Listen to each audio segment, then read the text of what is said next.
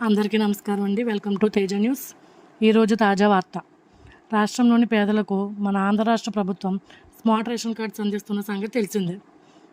August 20వ తేదీ నుంచి ఈ ప్రక్రియ ప్రారంభమైంది. మొత్తం 4 విడతల్లో ఈ స్మార్ట్ రేషన్ కార్డులు పంపిణీ చేస్తున్నారు.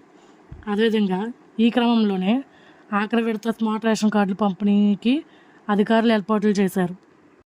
సెప్టెంబర్ 15 నుంచి కొన్ని జిల్లాల్లో స్మార్ట్ రేషన్ కార్డు పంపిణీ చేయనున్నారు. అయితే జూన్ 30వ తేదీ వరకు దరఖాస్తు చేసుకున్న వారికి మాత్రమే ఈ స్మార్ట్ రేషన్ కార్డులు అందిస్తున్నారు.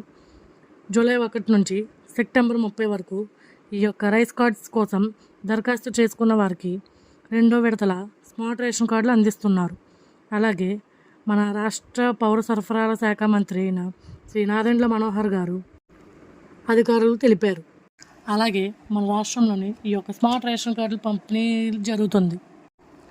ఈ యొక్క చివరి విడతలో భాగంగా కొన్ని జిల్లాలకు పంపిణీ చేస్తున్నారు. ఈ యొక్క స్మార్ట్ రేషన్ కార్డులు అందరూ వినియోగించుకోవాల్సిందిగా కోరుతున్నాను. మరిన్ని వివరాల కోసం నా ఛానల్ని సబ్స్క్రైబ్ చేయండి, లైక్ చేయండి, షేర్ చేయండి. Thanks for watching.